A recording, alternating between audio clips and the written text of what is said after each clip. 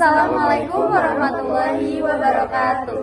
Kami dari kelompok 4 yang beranggotakan ada saya, Dewi Sri Asih, dan beberapa rekan saya, yaitu saya Sajah Ramadhani, saya Parihaba Saputra, saya Cara Dewi Karira, saya Melinda Alvira, akan menjelaskan fungsi-fungsi manajemen dari perusahaan supplier alat tulis kantor yang meliputi ada planning, ada organizing, ada actuating, dan controlling. Nah, berikut penjelasannya. Tada! Yang akan dibahas dari materi POS yang pertama yaitu adalah planning. Planning adalah bagaimana untuk menetapkan tujuan perusahaan yang diinginkan. Kegiatan fungsi perencanaan yang pertama yaitu menetapkan target tujuan bisnis, menentukan strategi untuk mencapai bisnis. Planning yang dilakukan yaitu visi misi, SDM, tujuan perusahaan, pemasaran, operasional, dan jenis produk. Yang pertama yaitu ada visi dan misi. Visi dan misi perusahaan menjadi landasan utama dalam merumuskan rencana bisnis. Yang kedua yaitu SDM. SDM perusahaan tentu saja harus sesuai dengan bidang dan keahlian. Yang ketiga yaitu tujuan perusahaan. Tujuan perusahaan mencakup apa yang dilakukan oleh perusahaan dan mencakup penjualan berbagai produk alat tulis kantor yang diperlukan oleh masyarakat. Yang keempat yaitu pemasaran. Strategi pemasaran yang dapat dilakukan antara lain yaitu dengan membangun jaringan distribusi yang luas. Dengan jaringan distribusi yang luas, maka produk-produk yang ditawarkan akan lebih mudah dijangkau oleh pelanggan. Yang kelima yaitu ada operasional. Operasional yang baik dapat mendukung keberhasilan bisnis supplier alat tulis. Strategi operasional yang dapat dilakukan antara lain yaitu dengan memilih supplier alat tulis yang terpercaya dan memiliki kualitas produk yang baik. Dari POAC yang kedua yaitu organizing, memiliki tugas dan wewenang struktur organisasi perusahaan PT Makmur Sejahtera Internasional yaitu 1. Komisaris dapat mengawasi semua kegiatan perusahaan terutama yang berkaitan dengan kebijakan dan manajemen perusahaan, menyetujui atau tidak menyetujui tindakan tertentu dari direksi, melakukan pengesahan pada anggaran tahunan perusahaan, memiliki tanggung jawab atas kinerja sebuah perusahaan ke para pemilik saham. 2. Direktur dapat memberikan visi dan imajinasi di tingkat tertinggi, memimpin rapat umum, mengambil keputusan, menjalankan tanggung jawab, mengkoordinasikan peningkatan mutu pelayanan, penelitian, pengabdian, dan kerjasama, bertanggung jawab atas semua proses bisnis perusahaan. 3. Manajer kantor, memimpin, mengarahkan, dan mengawasi staf untuk bekerja sama, mencapai tujuan perusahaan, mengatur SOP pekerjaan karyawan, bertanggung jawab terhadap kinerja sebuah tim. 4. Manajer lapangan, mengelola barang yang mencakup koordinasi tim lapangan agar mereka tetap pada jalurnya, dan menjaga prosedur sesuai ketentuan, melakukan kegiatan pemantauan dan pengendalian untuk melacak kemajuan operasional, mengidentifikasi dan mengelola resiko untuk memastikan kinerja pengiriman barang tepat waktu. 5. Admin, membuat agenda kantor, menyiapkan surat menyurat, mengolah dokumen perkantoran, melaksanakan pengarsipan data. 6. Keuangan, melakukan pengaturan keuangan perusahaan, melakukan penginputan semua transaksi keuangan ke dalam program, melakukan transaksi keuangan perusahaan, melakukan pembayaran kepada distributor.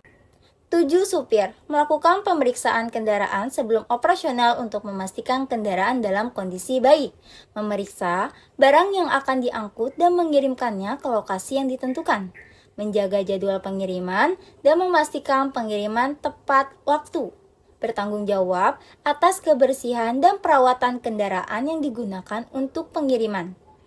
8. Porter, menyesuaikan catatan pengiriman seperti tanggal pengiriman, nama penerima, dan informasi penting lainnya tentang pengiriman, memeriksa barang yang akan diangkut untuk memastikan keamanan dan keberlangsungan dalam pengiriman, menyusun teknis angkutan barang, menyimpan, mengemas, dan mengangkut barang dengan aman dan efisien. Yang ketiga, actuating. Dari seluruh rangkaian proses manajemen, pelaksanaan actuating merupakan fungsi manajemen yang paling utama. Dalam fungsi perencanaan dan perorganisasian, lebih banyak berhubungan dengan aspek-aspek pada proses manajemen. Sedangkan fungsi actuating justru lebih menekan pada kegiatan yang berhubungan langsung dengan orang-orang dalam organisasi. Dalam hal ini mengemukakan bahwa Aktuating merupakan usaha menggerakkan anggota-anggota kelompok sedemikian rupa hingga mereka berkeinginan dan berusaha untuk mencapai sasaran perusahaan dan sasaran anggota-anggota perusahaan tersebut, oleh karena pada anggota itu juga ingin mencapai sasaran tersebut. Hal yang penting untuk diperhatikan dalam pelaksanaan Aktuating ini adalah bahwa seseorang karyawan akan termotivasi untuk mengerjakan sesuatu jika yang pertama seorang karyawan merasa yakin akan mampu mengerjakan dengan baik sesuai aturan yang diterapkan. Yang kedua, yakin bahwa pekerjaan tersebut memberikan manfaat bagi dirinya tentunya. Yang ketiga, seorang karyawan dalam bekerja tidak dibebani oleh problem pribadi atau tugas lain yang lebih penting atau mendesak. Dan yang terakhir, tugas tersebut merupakan suatu kepercayaan bagi yang bersangkutan. Nah, POAC yang keempat ada controlling. PT Makmur Sejahtera Internasional mempunyai kebutuhan akan alat tulis kantor dalam jumlah yang cukup besar, yaitu 30% dari beban pengeluaran, dan mempunyai peranan penting sebagai faktor penunjang kelancaran kegiatan operasionalnya. Perusahaan harus memperhatikan sistem pengendalian intern pengadaan barang, guna mencegah penyalahgunaan.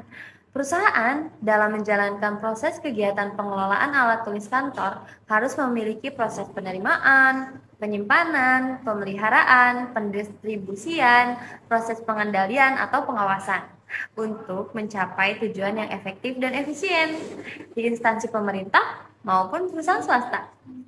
Controlling yang dilakukan oleh PT Makmur Sejahtera Internasional dalam menyuplai alat tulis kantor yaitu melakukan pemantauan stok rutin di setiap hari Jumat, pengelolaan keuangan, dan evaluasi efisiensi operasional secara berkala.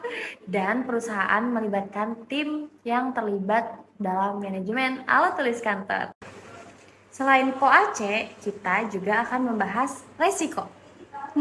Jangan salah ya, menjadi supplier alat tulis kantor ada resikonya juga loh. Apa aja sih? Oke, kita akan bahas ya.